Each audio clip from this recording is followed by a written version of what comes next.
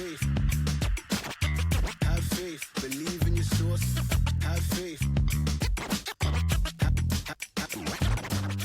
Welcome to Artists, Icons, and Entrepreneurs, the podcast that dives deep into the stories of trailblazers who shape our world.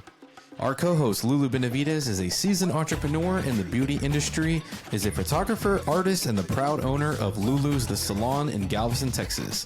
Our other co-host, Krokonis Hanson, is a visionary in the entrepreneurial world with years of experience in business innovation and development. Together, they bring you insights, inspiration, and the journeys of remarkable individuals who have made their mark. And with that, let's get started.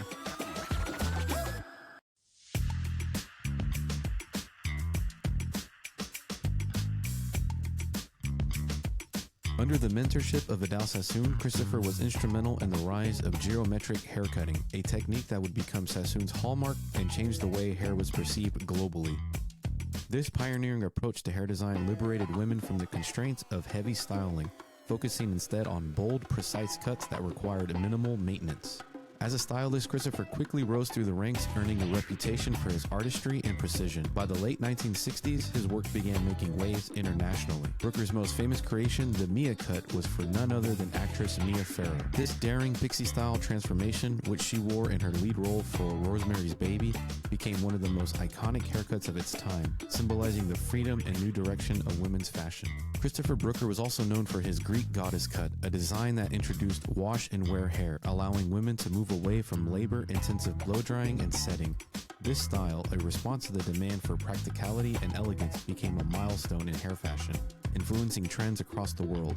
Not stopping there, Brooker's brush haircut, a bold, spiky style crafted with candle wax, predated the punk movement and became one of the earliest references to punk fashion, years before its time. As his career evolved, Christopher took on the role of international artistic director for Vidal Sassoon, teaching the iconic Sassoon haircutting techniques worldwide. His ability to elevate the craft of haircutting through teaching and innovation was unparalleled. By the 1980s, Brooker had become co-owner of the Vidal Sassoon Company, leading over 800 employees across the globe and ensuring that the Sassoon legacy endured. With over 60 original hair designs to his name, Christopher Brooker left an indelible mark on the fashion and beauty industries. His ability to innovate while maintaining precision earned him respect among peers and clients alike. Through his haircuts, whether for everyday women or high-profile celebrities, Brooker contributed to societal shifts, empowering women with hairstyles that were both chic and functional. Today, Christopher Brooker stands as one of the most influential hairdressers in history, embodying his belief that the cut is king. His groundbreaking designs from the Mia cut to the brush continue to inspire generations of hairstylists and fashionistas, proving that true innovation in hairdressing can have a lasting impact on culture and style worldwide. Hello, everyone, and welcome to another episode of Artists, Icons, and Entrepreneurs. I'm your host, Lulu Benavides, and my co-host, Krokonis Hanson. Today we have a very special guest joining us, the legendary Christopher Brooker. We are so thrilled to dive into the insights, the stories, and the journeys that brought him here today. So sit back, relax, and get ready for an inspiring conversation with Christopher Brooker. Let's get started. I just want to say that I totally feel like we are in the presence of hairdressing royalty. And I just want you all to know, truly, that Vidal Sassoon's changed my life for the better forever. So the wonderful thing about what we do, Christopher, is we try to really focus on the person, to put the spotlight on your journey. So my first question is, where did you grow up in London? And tell us a little bit about your background. Okay, it amuses me that you use that word royalty, okay, because I'm going to jump ahead a little bit on this question, but it was because of, how can I put it, I've always hated snobbery and the caste system, okay, and it was because of that I became a hairdresser, okay, because everybody always seems to look down on hairdressers. No, that's right. right. When I was the head boy in my school, and it was a posh school, And when I said I was going to be a hairdresser, they freaked out because I was the head boy in the school, private school, Sure. and it wouldn't look good, that their head boy had become a hairdresser. That made me more determined than ever. They took me for a job in local government, and I said, I'm not going. I'm going to be a hairdresser. And I just did it because of snobbery. So it's kind of interesting that you call me royalty. But just to give you a little bit more background on my history, I mean, what it's worth. I was born in 1942 in the Battle of Britain, and I regularly was taken down in the underground to sleep all night by Polish refugees. I grew up friends with those Polish refugees. I don't know if that has anything to do with the way I am, but this thing about snobbery. I mean, I'm going to go on a little bit more leading on from this question. Jump forward to 1960, and so I'd done 2 years in they called it those days polytechnics, which was schools for further education, which was the only way my posh school and my parents would let me be a hairdresser. They sent me to this polytechnic to learn hairdressing and other things. And so at the end of that training, and training for me is vital, okay, that there was something called the City and Guilds, and they used to publish the results in the country of if you had good results in the City and Guilds. And I came first in barbering in the country and second in ladies in the country, and I was bitterly disappointed. Can you imagine? Coming first and second, because I wanted it to be the other way around, because all my interest was in ladies, hairdressing in those days. Yes. And this actually just goes to show, because what I actually became was a ladies' barber.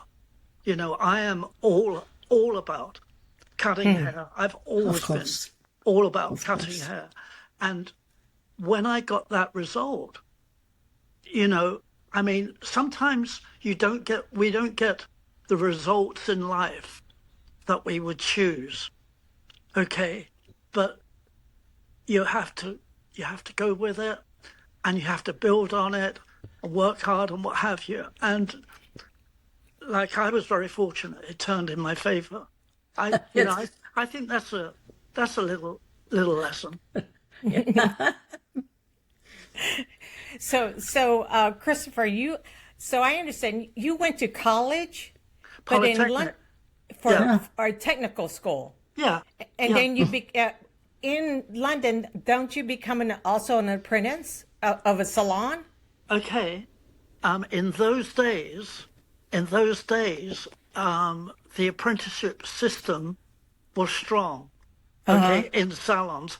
I worked 7 days a week.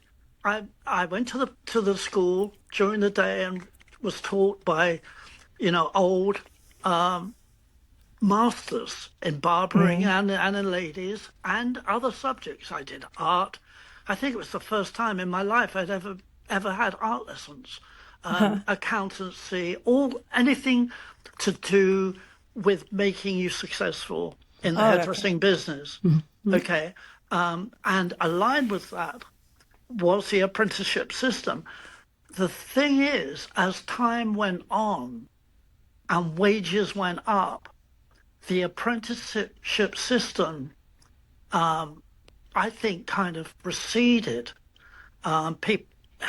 Salons couldn't afford to pay the salaries.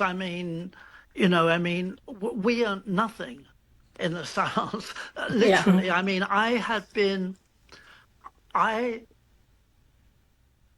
When I joined Sassoon, I think. I mean, I was a junior stylist, and they called me a Vajras, and Sassoon was somebody, you know, who watched the stylist and helped and what have you. We weren't apprentices. We were assistants, and what have you. And then so, you know, gradually I then went on the floor. But I had been a stylist for 5 years in 1965, and my guaranteed take-home pay was £5 a week. That is about $5 a week. $5 a week. Now, I did take home a little bit more than that. I mean, I may have taken home like £7 a week. So I was the stylist. So what about the assistants? What they earned? Like nothing. You know, it was a whole different ball game then. Oh, wow. Wow. Yeah. Did you start at Bond Street? I just would say to you on that I never worked for the money. I never, ever worked for the money. You know, I mean, there were very credible stylists that I worked with, you know, big, high professionals. And, you know, I would see them recommending clients this, that, and, you know, the other, and what have you. And I didn't think always that was really in the client's interest. And I always thought that kind of approach was putting the cart before the horse. We have a difference of opinion. I mean, a lot of people who are watching me today will disagree with what we say. I mean, that's fine. That's okay. I'm allowed to have my Your opinions. my beliefs. I just like to say something else before we, you know, get into this. That today we're in a little salon, actually, that's based in an airport, and I'm here with my friend Tony Beckerman, who designs hair products and other products, and he has a friend called Arthur, who's kindly let us come to his salon today to make this interview. So there's an interesting story about that. I just throw this in. I hope I'm not taking too much time. No. Please. But in 1960, well, what are we looking? 64 years ago, I remember my interview. This gives you a little taste of what it was like at Sassoon's in those days, because Sassoon in 1960, you know, wasn't the well-known name, you know, as it was a few years ago. I mean, now I'm amazed that there are hairdressers and barbers in London who've never heard of Vidal Sassoon. Wow. I mean, I can't believe that. But anyway, that's a great pity. Okay, but the thing is, then what actually happened in 1960 when I went for my interview with my 2 or 3 models, one of them being my mother. And so I went, I was very nervous. And Tony was an assistant. I think he was Vidal's assistant then. And he was with another assistant, and they were dressed in their little kind of Russian style blue uniforms and what have you. And so I turned around to them and I said to them, you know, could you give me a hand and help me, you know, shampoo the models and things like that? And because I would do that for anybody. So I never asked anybody else to do what I wouldn't do myself. Tony straight away says, sure, and what have you. The other guy, who is a very, very well-known guy these days, has a very successful product line, he wouldn't help me, okay? And it's quite funny. I mean, I'm sure I would still be friends with the other guy as well, but Tony has been a lifelong friend of mine. Yeah. So the other thing I wanted to mention, just to give you a feel of that time in that place, that salon, which would become probably the most important and famous salon in the history of hair design, and I don't take that lightly because I'm a bit of a historian, was that one of the models was my mother, and she was just a waitress and what have you. And I remember the colorist, the head colorist, coming down, and my mum was waiting. He didn't know she was my mum, and she was waiting there in the reception, and he spoke to her like the Queen of England. Oh, wow. Okay, yeah, wow. Yeah. I'd never forgot that. And that was part of the success of that story. Not me. I mean, of the Vidal Sassoon story. Yeah. I mean, I was so impressed. Yes. I was so impressed. Okay, I'm rambling on too much. Excuse me. No, not at all. Not at all. So we've got some lessons here. We've got kindness from Tony. We have kindness and service, from a very talented colorist. He would go on to design the Sassoon products, the famous lines, and later on, and grow as other people grew in the company. And I think that's why the reason why we're having so many different people from different walks of life is to be able to tell that story, because you are a worth of knowledge, and we want to be able to share that with the audience. Yeah, I mean, my history at Sassoon, was very interesting because it did evolve, as did all the people there in different ways.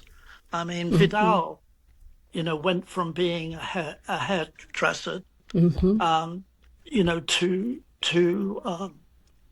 developing the skill and the importance of cutting, to become the chairman of the company. And some things I didn't agree with. I mean, I didn't agree that Vidal retired when he did. I wasn't the only one, because we didn't want to see him do that. But it was the right thing. He did the right thing, and it was very important for the company. It would never have been successful if he hadn't done what he did. Well, Christopher, the connection that I first had to Vidal Sassoon was the visual story that was told, the incredible photographs and the hairs had these strong silhouettes. I always said architecture of hair. It was phenomenal. And I understand you yourself did quite a bit of session work. Can we talk about that a little bit? Well, I was amazed. My friend Johnny Otana, who does one of these kind of, I don't think it's a podcast, but he does one of these interviews, and he has a salon in London called and I was amazed that he found over 60 of my original cuts, over 60. And he was bringing them up and reminded me about that. I mean, that was a very important stage of my life. But then my professional life, evolved after that, and I ended up owning shares in the company. Yeah. So I mean, So, but Vidal, he was always interested in architecture. I don't think he was. I don't know. I can't say, because Vidal, he was an interesting man, and he would come up with things all the time. But I don't think in the early days, the Bauhaus, was a major stimulus. But the people that came from the Bauhaus were for Vidal and what they did. I mean, I remember the first time I went to New York and him walking through the streets with him and looking at the windows and the modern buildings, and this is by Sarin and this one's by this, or what have you. I mean, all the time. But in fact, I started to have an interest in the Bauhaus, really, really quite early on. I got this great book when I worked in the Chicago salon. It was a bookshop just a few doors down the way about the Bauhaus, and that inspired me as it still does to this day. So, can you tell the audience how old were you when you did the 5-point cut in Albert Hall? Okay, I'm going to rephrase that slightly. I don't want to confuse Okay. the audience. Yeah. Because Vidal did the first 5-point cut, and Okay. the first is always the most important.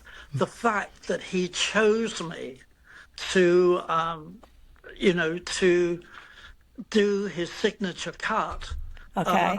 in the Albert Hall in the Albert Hall was phenomenal. But for me, that Vidal chose me, Yeah. to do that cut. Certainly. I'm a very, how can I put it? I am a very methodical type of person, and I think he was always very interested to see how I scientifically broke things down and what have you, and perhaps in some small way built on what Raymond Teasy Weezy had shown Vidal, and Vidal had created in his own famous 5-point cut, and the the bob, the A-line bob, and those kind of things. So yeah, I was probably I don't want to give you the wrong date. I would think probably about 25 or something like that. Then when I did that, I was horrified. There was an editor in the audience. I mean, it's a huge place, the Albert Hall is, and she wrote afterwards about, she was not too polite about her comments about what we were doing in the Albert Hall, and she was writing that I was using a steel comb. I mean, that was totally wrong. It was totally wrong. I never used a steel comb. I will say for Britain at the time, I was using an American DuPont comb, which was great. So that's probably where she mistakenly thought that from. But I mean, combs have always been very important to me. And in that point in time, the DuPont comb was the best comb you could get. Absolutely. Yes, I just mentioned to you these little things which gives you a flavour of the technique from those days. But we moved to smaller scissors generally, because Vidal did. When I became the man, people relaxed and they would use longer scissors sometimes and what have you, because I actually like using 4.5 and 5-inch scissors to this day. Okay. But I've lost my train of thought. Oh no, I wanted to say this to you. But in those days, the scissors were more limited than they are today. I mean, you've got the best of everything coming from everywhere. But in those days, the barbers and what have you used longer scissors, and they were generally German. Yeah. But we went to the smaller scissors, and we got these French scissors, which were called moustache. Here we are. We got Tony's just giving me. He's finding these things. So these are. So look. Hey, that looks like a copy of a DuPont comb. Yes, they still use them. The artist still uses that. That's interesting. And little pair of scissors. Now, these, for my taste, are a little bit on the small side, but that's what Vidal used it because he figured ergonomically that it was better to use a smaller scissor, which was part of your hand, rather than something, you know, that wasn't in proportion. It was all about proportion. You know what he did. So anyway, and that's where we got our inspiration from. Wow. So we got these little French scissors, which didn't last as long sharp-wise as the German scissors did, but you could get them sharpened. You know, and that's it. Yeah. You know, one of the things that I feel, Christopher, is for years, you know, we were transitioning from hairdressing to cutting. And when people were sort of first making that move, there really wasn't a language to explain how you were cutting. So I felt that Sassoons not only brought the techniques to us, but they also brought the vocabulary so that you could express to one another as stylists how you accomplished something and what different degrees meant and holding angles and cutting angles, which to me, still to this day, there is no system or language. The foundation is all Vidal Sassoon cutting. So I'm interested because I know you've done a lot of teaching, and I'm wondering what you think that foundation at Vidal Sassoon's was throughout your career.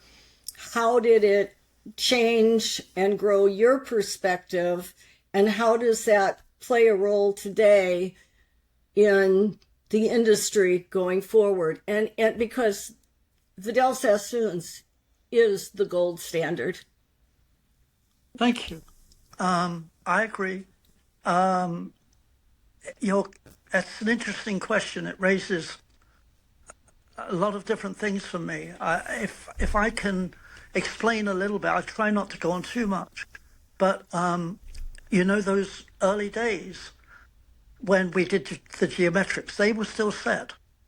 Okay, even if it was just one roller on the top or something, or the hair was wrapped around and then what have you.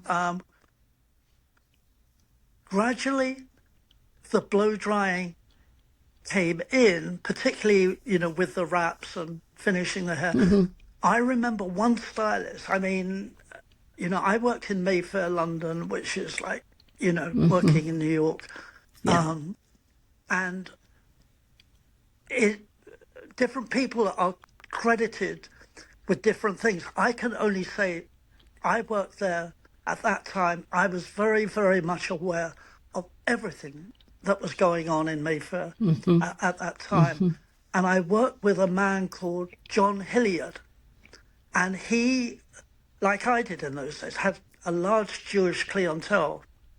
And I mean, he was an incredibly busy, successful stylist, okay? Probably the most successful in the salon. And he used to use the hairdryer a lot to finish the hair. The big change came in 67 with the Greek goddess, which I had the honor to work on the models. We had two models. It's a fantastic story about the Greek goddess and how these original, I mean, I'm talking about original looks, were first done. And so I worked on one of the models and Roger worked on the other, and we had technicians, you know, from our colour and perm room who did the perms and what have you. We worked at Grosvenor House on that for 3 whole days. We didn't actually leave the salon. We slept in the salon. Vidal wouldn't let us go home. There was a bigger story about that, but I won't go into that now. Okay, but as to why we had to do that. But Roger Thompson, he was the one who finished the hair naturally. All this is in one of Vidal's early books, and you know, I was still setting oriented. I hadn't made that jump, and Roger did this thing where he was just working with the hair and letting it dry naturally with the hand, and that was it. I would say that was the last line that Vidal was actively involved in creating, because it all came about after he recently opened in New York, and he came back and he said there is fantastic looking black women in New York, with short curly hair and what have you, and it would be great if we could do that on a Caucasian person. That's how the idea came about, and so we worked there. So that's how we started to work naturally with the hair. You're very complimentary by saying that it was a transition that was helped by the Sassoon company. I think that was true. I mean, but we did have our problems, because you'd get these snotty little stylists, and they would say, well, if you don't like it, you can lump it, sort of thing. That was never my way. That was never, and I mean, but it exists, because I mean, they're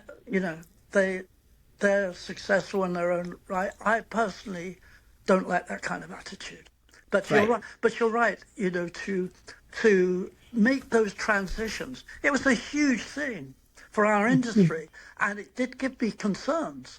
How we were guiding and changing our industry, and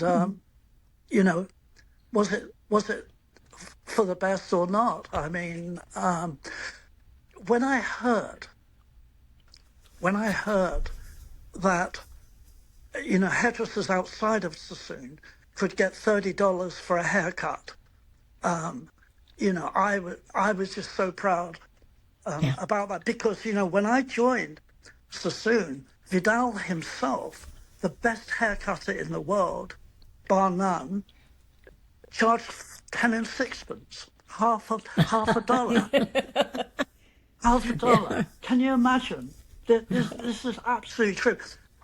I remember him getting to the heady stage of charging one guinea, which was £1 and 1 shilling. I mean, so they charged guineas because it didn't sound so much to the clients. But I mean, but you could go to the best haircutter or dresser in the world, and for half a dollar. I mean, I've still got a big thing about this with the prices and what have you. I believe that most successful businesses do the best service, charging a reasonable amount, of money. I don't see why hairdressers should earn less than a plumber or an electrician or somebody else. I just don't see it. So I mean, they've got to be charging a reasonable amount, but you've got to maneuver it so that you're able to do that, pay all the charges that are accustomed, to working, and that kind of thing.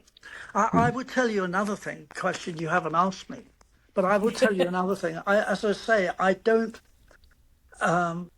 people will not agree with what I'm saying and what have you, and that's okay. But I have such a strong belief in the salon system as well. When I came into hairdressing, there were still cubicles and things like that. And I know people these days, I mean, you've got a single mum, she may have 2 kids, and she has to rent a chair, in a room just to live. I know that. I mean, I know how difficult it is. But from the point of view of the professionalism and the creativity and the art of our business, personally, I think to work in a salon environment with other people, so that you can bounce off of it. We had this system. Vidal started it. I carried it on. It was called the Brahma system. Okay, and if you did something really, a great haircut, great piece of work, whatever color, Vidal would come up and he said, that's a Brahma. Okay, funny word. I mean, but that's what it was. And I tell you, I remember Brahmas going out the salon, and if you did a Brahma, you just felt like $1 million to do that. So every stylist every day was trying to work to create a Brahma, not just for Vidal, but for themselves as well. Sure. The funny thing about that story is that when I was retired, I went off to India for 6 months or what have you, and I saw the Brahma system, not to do with hair, but with the Brahmas, on how it was all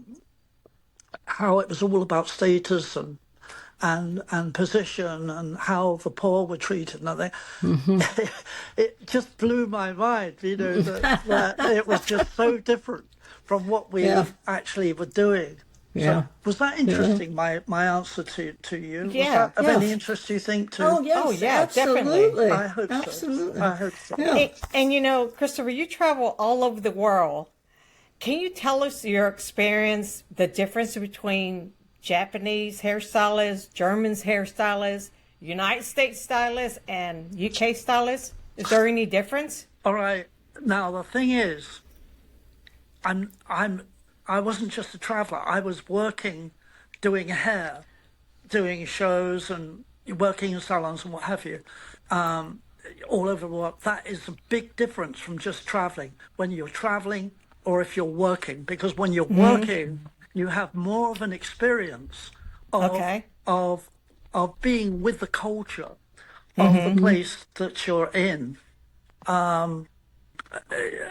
Yeah, I mean, there are great differences. I mean, oh my goodness me, the stories. Are really mind blowing. I mean, you said about the difference in countries. I mean, I was told, and I don't like to believe in just hearsay, but I was told that we start off at Sassoon. The foundation of Sassoon is the anatomy and the bone structure and the scalp and all the rest of it. And in Japan, when I worked there, the shapes of the head were really quite different from the West. Right. And it was suggested to me that was changing in Japan, because before the Second World War, it was thought dangerous to put Japanese babies forward onto their face for risk of suffocation. So they always laid them on the back of the head. So their heads are a different shape from the Western shapes. Did you know that? No. And you've been in the business all your life, so I mean, so it's quite it's quite interesting. I mean, Well, they're flatter, I guess. Yeah. hang on, I'm getting a prompt from my wife. Yeah. Now, what are you saying? German had this story too. Okay, German. Yeah. Yes. Okay. This is actually not generally recognised, because poor old Sassoon had, was really taken a hammering in recent years, closed many of their shops and what have you. But in Germany, the Sassoon business is still successful.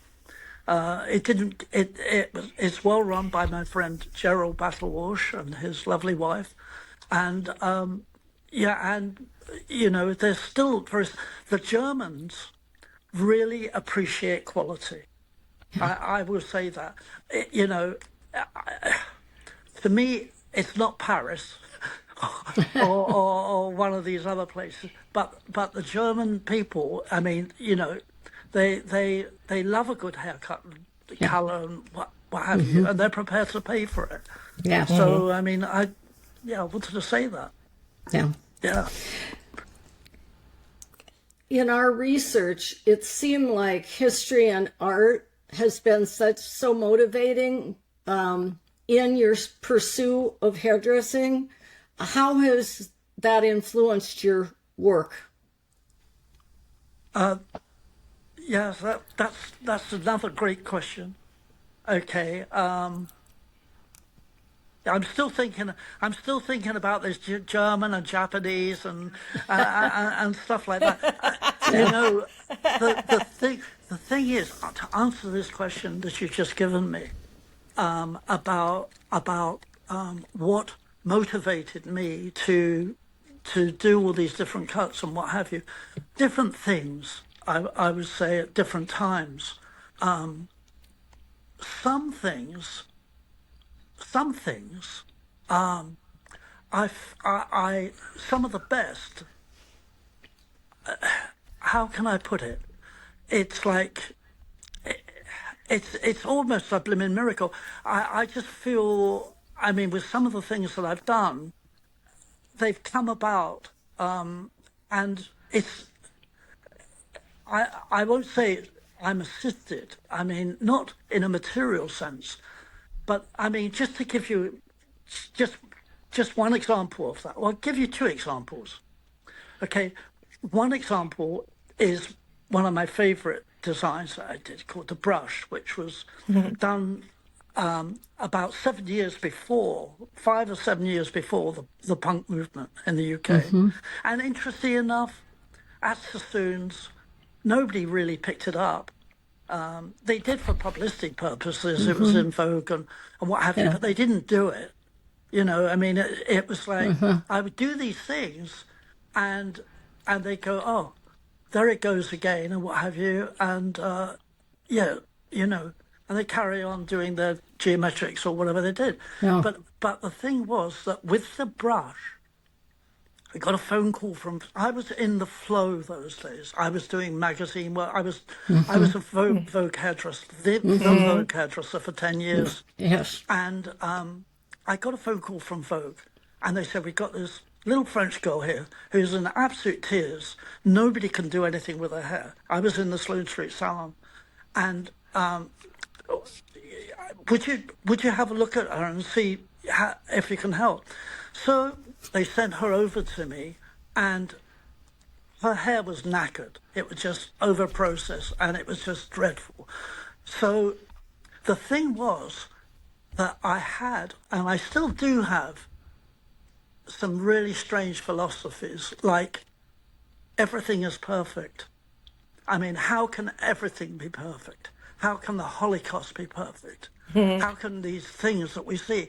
But the thing is, you know, you go down the line, and then there are things that come out of it, which are remarkable. I mean, the bravery of those people. I mean, anyway, so that's my philosophy.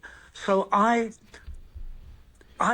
not against difficulties. I try to work with them, and since the Greek goddess, which was about 5 years or so before, I had a thing, because at that stage we were still doing what I call square graduation.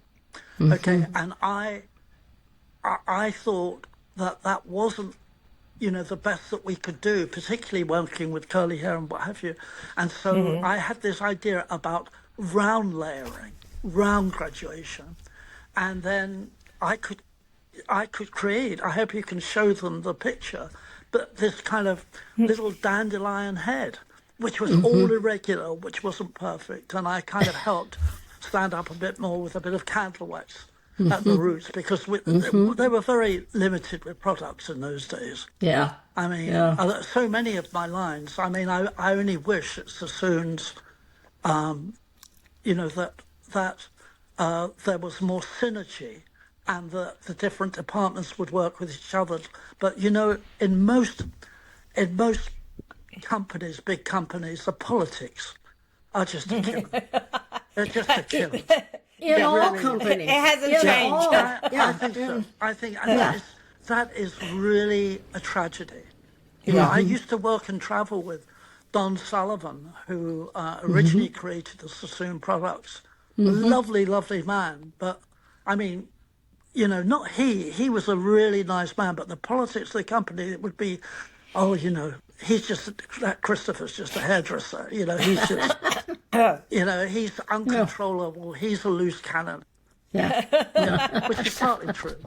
But anyway, Well, that's just part. so You know- did I answer that question? Yeah, you did. I think And, so. You talked about the Greek goddess and you talked about the brush. How about the firefly? That's Did you do that one? yes, I did that one. Yeah. Yes, I did that one first. Yeah. Could you just hold on a second on that Sure. question? We'll hold that question, Lulu, because Okay. I want to answer it. I truly do. But I want to also say to you something very important at this moment for me, because I've just got the terrible news that my friend Trevor Sorby Yes, hasn't got long to yeah, live. yes. And the thing was that this thing about inspiration and being helped in some way by external forces. What happened was that I was in Shepherd's Bush in the afternoon. Shepherd's Bush is a kind of area about 3 or 4 miles outside of Mayfair. And I don't know what I was doing there in the afternoon, but I was in there in the late afternoon. I was walking back to the underground, and there was an antique shop with a painting in the window. It was like an Eastern European painting of a saint. I think Byzantine comes to my mind.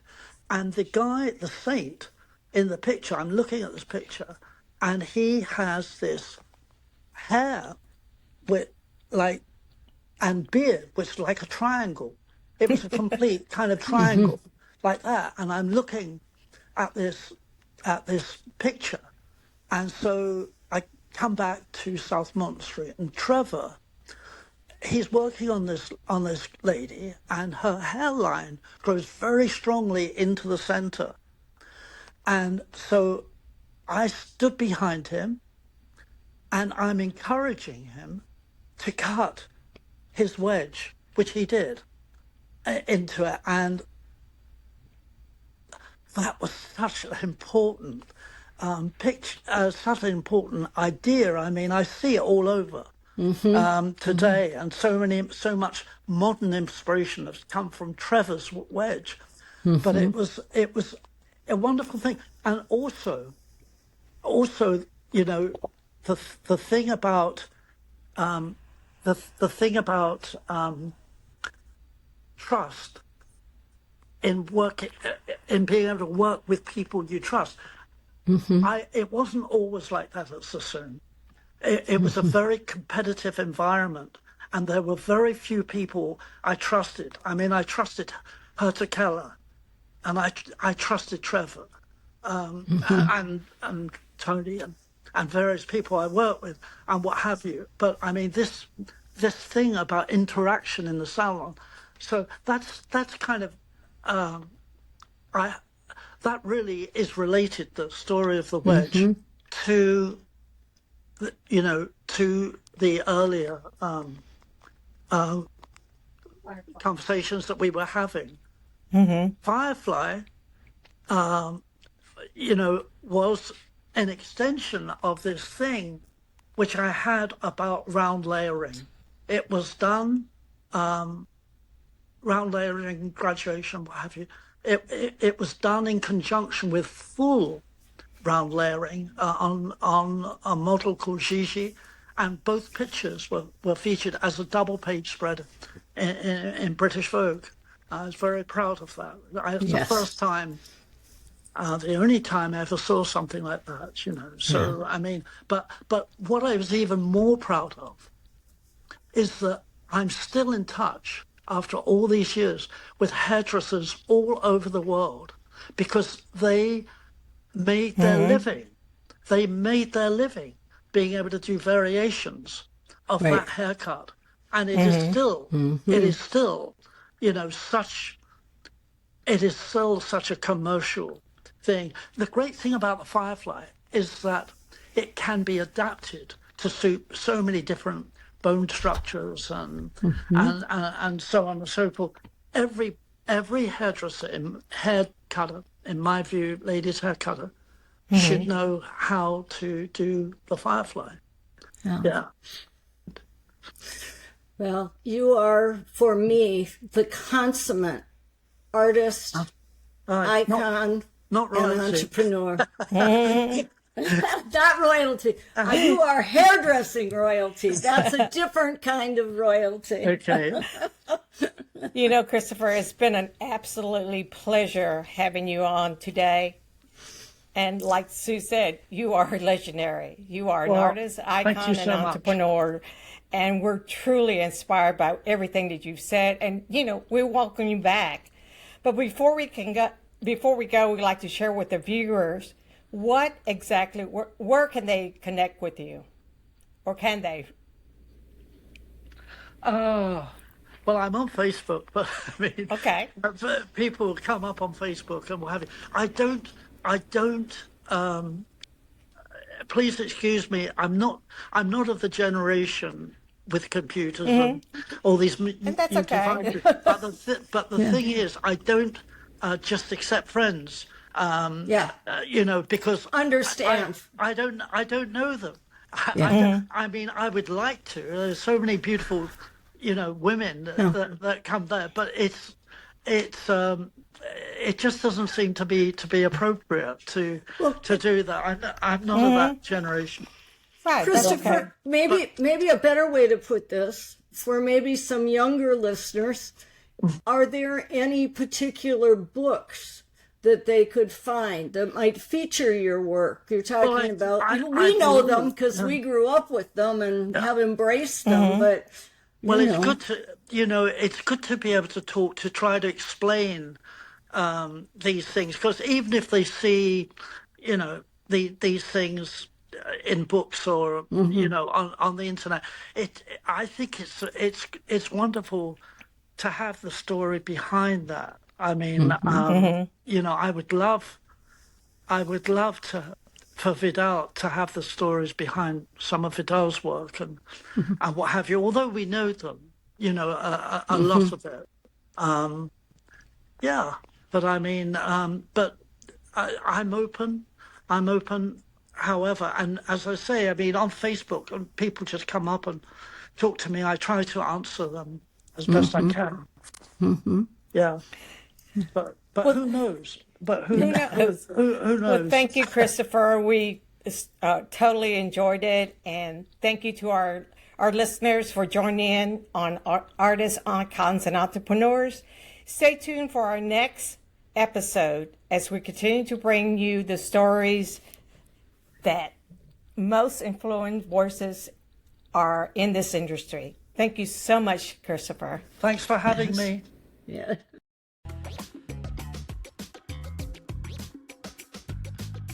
Wow, what an episode. That wraps up another exciting edition of Artists, Icons, and Entrepreneurs. Thank you so much for joining us. We hope you're leaving inspired and ready to chase your dreams.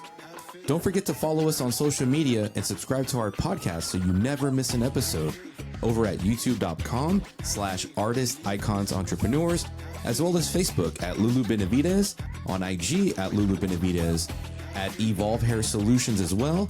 And don't forget to visit our website at lulubenavides.com and evolvehairsolutions.com to stay updated. Until next time, keep dreaming big, creating boldly, and making your mark on the world. Thanks for listening, and take care, everyone.